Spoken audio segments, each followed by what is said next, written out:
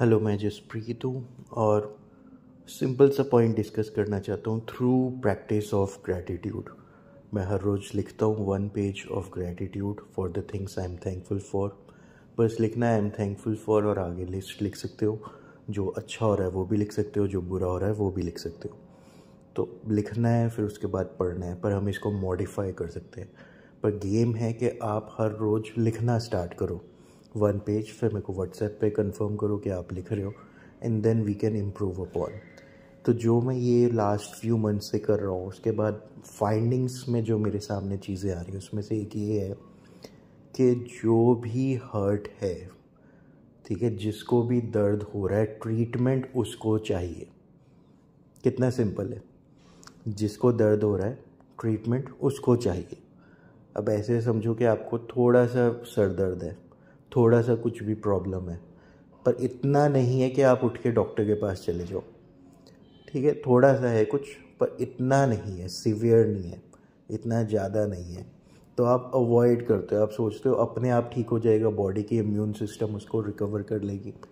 लेकिन अगर वो ग्रेजुअली बढ़ता जा रहा है और ठीक नहीं हो रहा है, तो ये साइन है कि आपको एक्सटर्नल ट्रीटमेंट ले लेना चाहिए, एक्सटर्नल हेल्प ले लेनी चाहिए, या इंट्रोस्पेक्ट करके अपनी हैबिट्स या लाइफस्टाइल में कुछ चेंजेस कर लेने चाहिए, क्योंकि वो प्रॉब्लम सॉल्व नहीं हो रही, इवेंचुअली बढ़ती जा रही है। तो आपके सामने है। तो मेरे एग्जाम्पल, गले में दर्द हुआ, मैं बियरेबल था, कुछ नहीं किया, थोड़ा और बड़ा, केमिस्ट से मेडिसिन ले ली, उसके बाद एक्सट्रीम पेन हो गया कि रात को मैं सो ही नहीं पा रहा, तो then I was with a doctor. तो अब इस सीक्वेंस से सीखने को क्या मिल रहा है? पेन किसी भी तरीके का हो सकता है, फिजिकल, मेंटल, इमोशनल। ठीक है, यू आर हर्ट। जब हम हर्ट होते हैं ना, तो हमें बहुत क्लियरली दिख रहा होता है कि हम क्या कॉज है। ठीक है, बहुत क्लियर होता है, लोगों को पता ही होता है कि क्या कॉज है। जैसे क्लियरली लोग बोलते हैं मौसम बदल रहा है इसलिए मैं बीमार हूँ।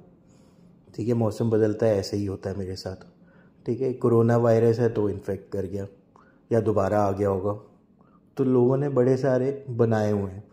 ठीक है, और ऐसे इमोशनल हर्ट में है कि उसने ऐसे क्यों बोला, बाहर रोड पे ट्रैफिक जाम था इसलिए गुस्सा है।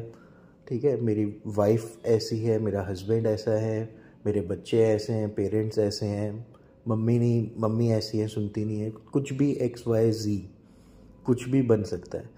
एक्सटर्नल कॉज ईजिली दिख जाता है कि इसकी वजह से हो। और अब सबसे बड़ी मिस्टेक क्या कर सकते हैं हम, कि उस एक्सटर्नल कॉज को रिमूव कर दें अपनी लाइफ से। तो होगा क्या? ठीक है, सपोज़ किसी ने कभी आपको हर्ट किया, अब वो एक्सटर्नल कॉज रिमूव कर दिया, वो पर्सन इतना इम्पोर्टेंट नहीं था, या सपोज़ आप जॉब में थे, आपने जॉब चेंज कर लिया, बॉस चेंज हो गया, तो वो कॉज ख़त्म हो गया।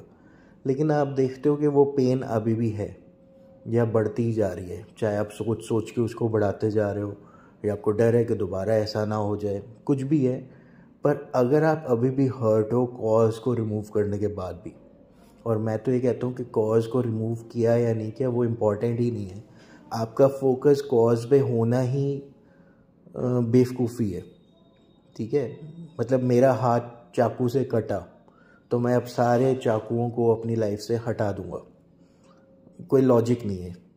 ठीक है, तो मेरा हाथ चाकू से कटा, वो कॉज कुछ भी हो सकता था। अब ट्रीटमेंट में मैं क्या कर सकता हूँ? ठीक है, डिटॉल लगाऊंगा, बैंडेड लगाऊंगा, क्या करूँगा? ठीक है, तो डॉक्टर के पास जाऊँगा।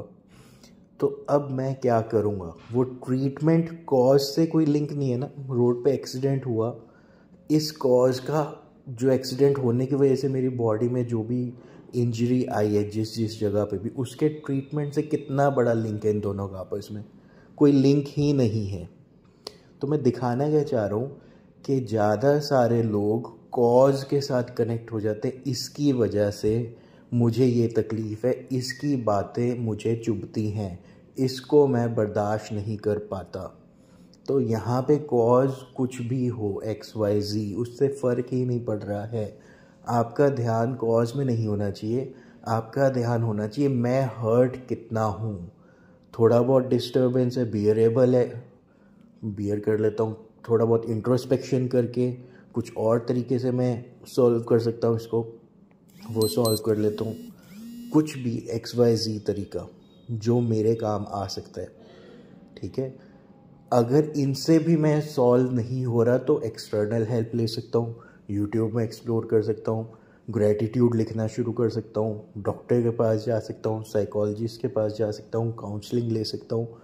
अब सारे ट्रीटमेंट आते हैं और हमें नहीं पता कि कौन सा ट्रीटमेंट काम आएगा, क्योंकि ट्रीटमेंट का कॉज से कोई लेना देना ही नहीं है। एलोपैथी से आप ठीक हो गया, होम्योपैथी से पता ही नहीं है, क्योंकि ट्रीटमेंट का किससे कोई लिंक नहीं है, कॉज से, ठीक है। अभी तक प्रॉब्लम ही यहाँ पे है कि आप कॉज के साथ क्लिंग होके ट्रीटमेंट को भी पूरी तरह से काम नहीं करने दे रहे हो, ठीक है। चाहे आपके इंटरनल फियर्स हैं या कुछ भी है, तो आप हर्ट हो, दिस इज़ इम्पॉर्टेंट, आप डिस्टर्ब्ड हो, दिस इज़ इम्पॉर्टेंट, ठीक है। आपको कुछ ठीक नहीं लग रहा है, जैसे थोड़ा थोड़ा 99 फीवर होता है तो बस ये पता चलता है हाँ कुछ ठीक नहीं लग रहा है, पर क्या है ख़राब वो पता नहीं अभी, पर लग रहा है शायद बुखार हो रहा है, थर्मोमीटर लगा के दिख जाता है। कॉज क्या फ़र्क पड़ता है, पैरासीटामोल से ठीक हो जाओगे तो सफिशिएंट है, नहीं हो रहा तो आगे फर्दर स्टेप बाय स्टेप आप ग्रो करते हो। तो मैंने ग्रो किया, मुझे जो भी अपनी लाइफ के पेन पॉइंट्स थे तो मैंने ग्रेटिट्यूड जर्नलिंग करनी शुरू की, लिखना शुरू किया। हर रोज़ 1 पेज लिखना है खाली, मेरे लिए वर्क कर रहा है सिस्टम, ठीक है, क्योंकि मुझे अपने सामने ये रेलेवेशंस, ये क्लैरिटी आने लग जाती है और उसके अकॉर्डिंग मैं छोटे छोटे चेंजेस अपने लाइफस्टाइल में कर लेता हूँ। उसके बाद भी अगर मेरे पेन पॉइंट्स एग्जिस्ट करते हैं तो मैं एक्सटर्नल हेल्प ले लेता हूँ।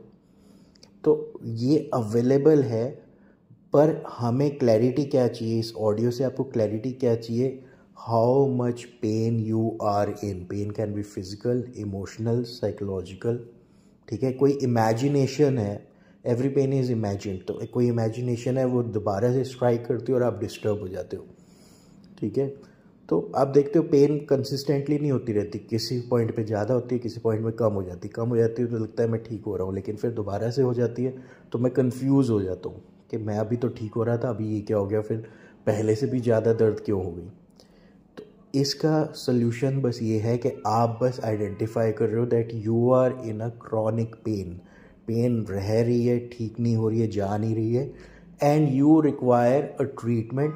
ट्रीटमेंट के लिए भी हम एक्सपेरिमेंट कर रहे हैं अलग अलग तरीके, हमें नहीं पता कौन सा तरीका काम आ जाएगा, but we are experimenting a few different things, और एक्सपेरिमेंट करने की वजह से हमें एक अपने लिए एक परफेक्ट सोल्यूशन मिल जाता है।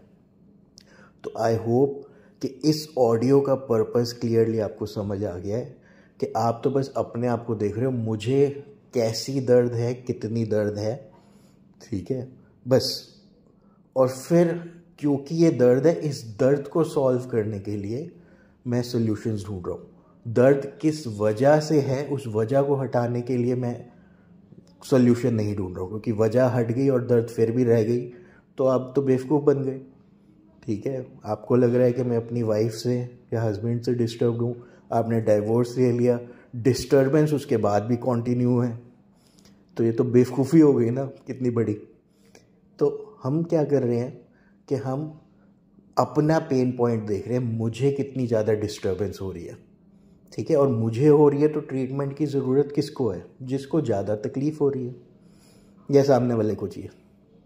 तो बस हम ये आइडेंटिफाई कर रहे हैं, और एक बार आइडेंटिफाई हो जाएगा कि हाँ मुझे ट्रीटमेंट की ज़रूरत है, तो फिर मैं इंटरनल वर्किंग कर सकता हूँ, इंट्रोस्पेक्ट कर सकता हूँ, जर्नलिंग कर सकता हूँ, लिखना स्टार्ट कर सकता हूँ, ठीक है, और यूट्यूब एक्सप्लोर कर सकता हूँ। बाहर कितने सारे एक्सपर्ट्स बैठे हैं, काउंसलर्स हैं, डॉक्टर्स हैं, साइकोलॉजिस्ट हैं, कितनी सारी हेल्प अवेलेबल है, फ्री में भी है, पेड भी है, मैं इतना कुछ एक्सप्लोर कर सकता हूँ।